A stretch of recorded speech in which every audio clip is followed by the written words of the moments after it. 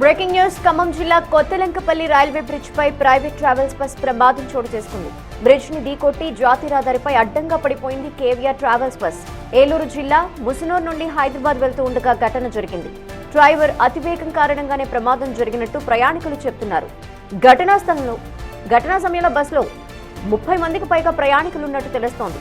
వీరిలో 22 మంది ప్రయాణికులకు తీవ్ర గాయాలు కాగా 4 పరిస్థితి విషమంగా ఉందంటున్నారు. గాయపడిన వారిని ఖమ్మం ఆసుపత్రికి తరలించారు. అయితే ప్రమాదానికి 50 మీటర్ల దూరంలోనే రైల్వే హైటెన్షన్ కరెంటు వైర్లు ఉన్నట్టు తెలుస్తోంది.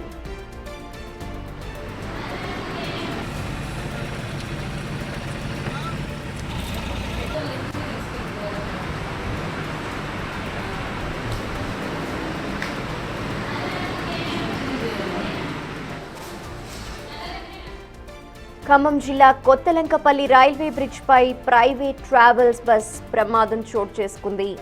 బ్రిడ్జ్ ని ఢీకొట్టి జాతీయ రహదారిపై అడ్డంగా పడిపోయింది. ఆ బస్ పడిపోయిన ఆ దృశ్యాలు మనం స్క్రీన్ లో చూస్తున్నాం. మొత్తం బస్ అంతా కూడా ఒక పక్కకి పూర్తిగా ఒరిగిపోయింది.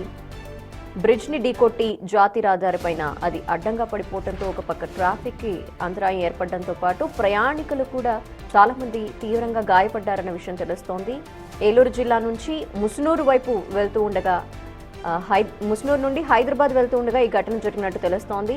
అయితే డ్రైవర్ అతి వేగం కారణంగానే ఈ ప్రమాదం జరిగినట్టు కూడా ప్రయాణికులు చెప్తున్నారు.